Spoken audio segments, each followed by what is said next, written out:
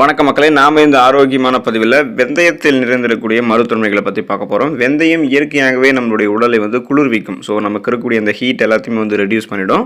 வெந்தயத்தில் vitamin C என்று சொல்லக்கூடிய உயிர் சத்து, புரதம், ஃபைபர் என்று சொல்லக்கூடிய நார் சத்து, நியாசின், பொட்டாசியம், மெக்னீசியம், மேங்கனீஸ் மற்றும் இரும்பு சத்துக்கள் எல்லாம் அடங்கியிருக்கு. இது மட்டும் இல்லாமல் டயோஸ்டினின் என்று சொல்லக்கூடிய சேர்மமும் வெந்தயத்தில் இருக்கிறதால இதனால் நமக்கு நிறைய மருத்துவ நன்மைகளை வெந்தயம் கொடுக்குது. அந்த நன்மைகள்லாம் என்னென்ன அப்படின்றத பற்றி ஒவ்வொன்றா தெளிவாக விளக்கமாக பார்க்கலாம். அதை பற்றி பார்க்குறதுக்கு முன்னாடி இந்த வீடியோக்கு மட்டும் ஒரு லைக் கொடுத்துட்டு இந்த தகவலை உங்களுக்கு தெரிஞ்சவங்களுக்கும் ஷேர் பண்ணிடுங்க. ஏன்னா இது அவங்களுக்கும் பயனுள்ளதாக இருக்கக்கூடிய ஒரு ஆரோக்கியமான பதிவு தான். இது போன்ற அப்டேட்ஸ்கள் நீங்கள் தொடர்ந்து பார்க்கறதுக்கு நம்மளுடைய ஹெல்த் நியூஸ் தமிழ் சேனலை மறக்காமல் சப்ஸ்கிரைப் பண்ணி வச்சுக்கோங்க. பக்கத்தில் இருக்கக்கூடிய பெல் பட்டனையும் கிளிக் பண்ணி ஆல் அப்படின்ற ஆப்ஷனையும் செட் பண்ணி வச்சுக்கிட்டீங்க அப்படின்னா நான் போடக்கூடிய எல்லா அப்டேட்ஸும் உங்களுக்கு நோட்டிஃபிகேஷன் அடிக்கடி சேரும். சரி வாங்க மக்களே, இப்போ வீடியோக்குள்ளே போயிடலாம். மாதவிடாய் சார்ந்த பிரச்சனைகள் தீர்வதற்கு வெந்தயத்தை எடுத்துக்கொள்ளலாம். மாதவிடாய் காலங்களில் சில பெண்கள் அதிக உஷ்ணமாக தங்களை உணரக்கூடும். கடுமையான வயிற்று வலியும் அவங்களுக்கு ஏற்படும். அது போன்ற சமயங்களில் வெந்தயத்தை சாப்பிடுவது சற்று வெப்பத்தை தணிக்கிறதோட வலியையும் குறைக்கும். மாதவிடாய் சுழற்சி நிற்கக்கூடிய காலகட்டத்தில், அதாவது 40 வயதில் இருக்கக்கூடிய பெண்களுக்கெல்லாம் உடல்நிலை இன்னும் மோசமாக இருக்கும். அவர்களுக்கும் அதிக உடல் வெப்பம் இருப்பது போன்ற உணர்வு இருக்கும். ஸோ அப்போது முளை கட்டிய வெந்தயத்தை சாப்பிட்டாங்க அப்படின்னா உடல் சூடு தணிவதோட மாதவிடாய் சார்ந்த பிரச்சனைகளுமே தீர்ந்துவிடும். இந்த பிரச்சனைக்கு வறுத்த வெந்தயத்தோட சர்க்கரை அல்லது வெல்லம் சேர்த்து நல்லா சாப்பிட்டோம் அப்படின்னாலும் நமக்கு நல்ல பலன் கிடைக்கும். அளவோட தான் நம்ம எடுத்துக்கணும். குறைந்த அளவுக்கு எடுத்துக்கிட்டோம் அப்படின்னாலே நமக்கு மருத்துவமைகள் கிடைக்கும். அளவுக்கு அதிகமாக நம்ம எடுத்துக்கொள்ளக்கூடாது. செரிமானம் சார்ந்த பிரச்சனைகள் தீர்வதற்கு வெந்தயத்தை பயன்படுத்தலாம். ஜீரண கோளாறால் அவதிப்படுபவர்கள் வெந்தயத்தை சாப்பிடலாம். வெறும் வெந்தயத்தையோ அல்லது முளை கட்டிய வெந்தயத்தையோ சாப்பிட்டாங்க அப்படின்னா செரிமான பிரச்சனைகள் நீங்குவதோட வாயு தொல்லை இருந்தாலுமே நமக்கு நீங்கிடும். வாயு தொல்லை, வயிற்று உபுசம், சீரற்ற குடல் இயக்கம், கடுமையான மலச்சிக்கல், அஜீரணம் பிரச்சனை, வயிற்று வலி, வயிற்றுப்போக்கு, இந்த மாதிரி எந்த செரிமானம் சார்ந்த பிரச்சனையாக இருந்தாலும் அதை வெந்தயம் சரி பண்ணிடும். செரிமான மண்டலம் தன்னுடைய வேலையை மிக சிறப்பாக செய்வதற்கு உறுதுணையாக வெந்தயம் இருக்கும். சிறுநீர் பிரச்சனை தீர்வதற்கு வெந்தயத்தை பயன்படுத்தலாம். சிறுநீர் சம்பந்தப்பட்ட பிரச்சனை இருக்கிறவங்க வெந்தயத்தை தங்களுடைய உணவுகளில் சேர்த்துக் கொள்ளலாம். இது உடலை குளிர்விப்பதோட உடல் வறட்சியை நீக்கி சிறுநீரை பெருக்கக்கூடிய தன்மை கொண்டது. இதனால சிறுநீரக நோய்கள், அந்த இன்ஃபெக்ஷன், தொற்றுகள் எதுவுமே வராமல் தடுக்கப்படும்.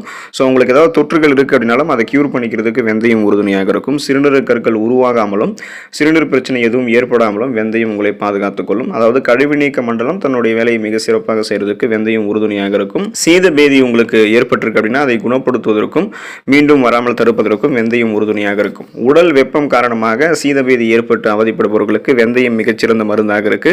இது உடல் சூட்டை தணிக்கிறதால மிகச்சிறந்த சீதபேதி நிவாரணியாக விளங்குது. வெந்தயத்தை அப்படியோ அல்லது வறுத்து நீர் அப்புறம் தேன் கலந்து நல்லா பிசைஞ்சு சாப்பிடலாம். வெந்தயத்தை வறுத்து வெல்லம் சேர்த்து இரண்டையும் நல்லா இடித்து சாப்பிட்டாலுமே சீதபேதி நமக்கு குணமாகும். அல்லது வெந்தயத்தை மோரில் ஊற வைத்தும் குடிக்கலாம். மோரில் ஊற வைத்த வெந்தயம் வாயு உள்ளிட்ட வயிற்று பிரச்சனைகளுமே நமக்கு சரி பண்ணிடும்.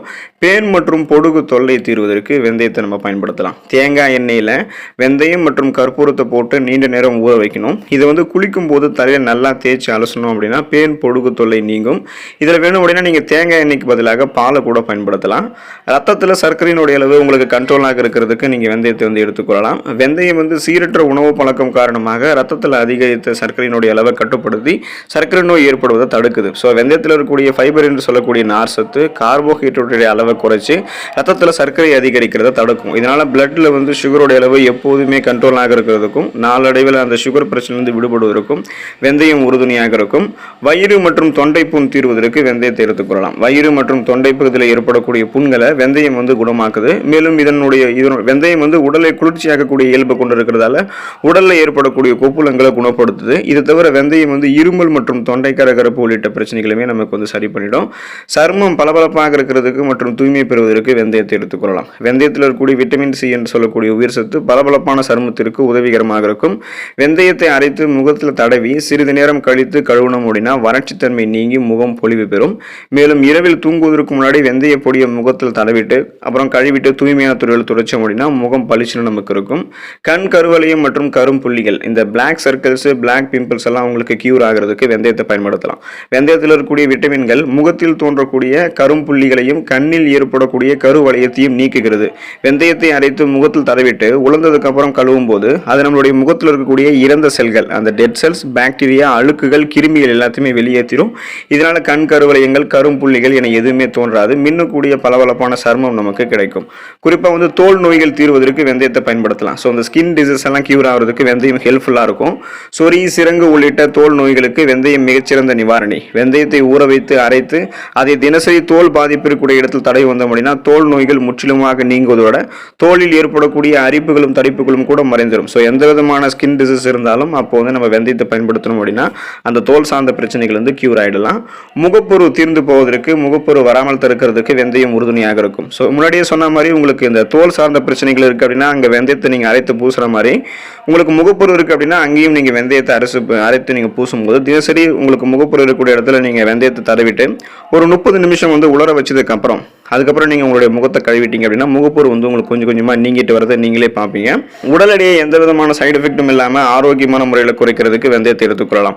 உடல் எடை உங்களுக்கு குறைய வேணும் அப்படின்னா நீங்கள் எடுத்துக்கொள்ள வேண்டிய உணவு வந்து வெந்தயம். வெந்தயத்தை தினசரி தண்ணீரில் ஊற வச்சு 2 டம்ளர்கள் குடிச்சிங்க அப்படின்னா மிக மிக குறைந்த அளவு தான் நீங்கள் எடுத்துக்கணும். அப்படி எடுத்துக்கொள்ளும் போது உடல் எடை படிப்படியாக குறைவதை நீங்கள் உணரலாம். உடல் எடை குறையுது அப்படின்றதுக்காக அதிகப்படியான வெந்தயத்தை எடுத்துக்கொள்ளக்கூடாது. அது உங்களுக்கு பக்க விளைவுகளை ஏற்படுத்தும் அப்படின்றத மறந்துடாதீங்க.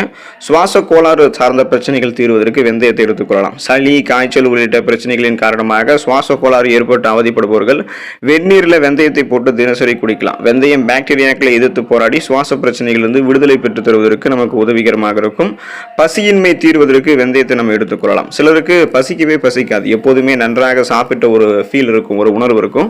இதுக்கு காரணம் தெரியாமலே பல பேர் சாப்பிடுவது வந்து தவிர்த்துருவாங்க. உண்மையில நம்ம சாப்பிட்ட உணவு வந்து முழுவதுமாக செரிக்காம தாமதமானால் தான் பசியின்மை வந்து ஏற்படும்.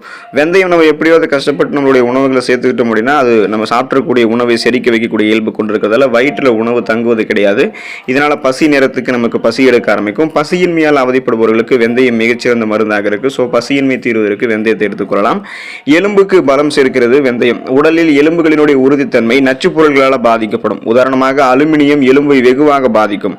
வெந்தயத்தில் இருக்கக்கூடிய நச்சு நீக்கக்கூடிய தன்மை அலுமினியம் போன்ற எலும்பை பாதிக்கக்கூடிய பொருட்களை சிதைத்து வெளியேற்றி உடலுக்கு வலு சேர்க்கும். இதனால் ஆஸ்டியோபோரோசிஸ், எலும்பு மெலிவு நோய், மூட்டு வலி, எலும்புருக்கி, முடக்குவாதம் போன்ற எந்த விதமான எலும்பு சார்ந்த பிரச்சனைகளும் இல்லாமல் 40 வயசுக்கு அப்புறம் கூட நம்மளுடைய எலும்பை பலம் பெற வைக்கிறதுக்கு வெந்தயம் உறுதுணையாக இருக்கும்.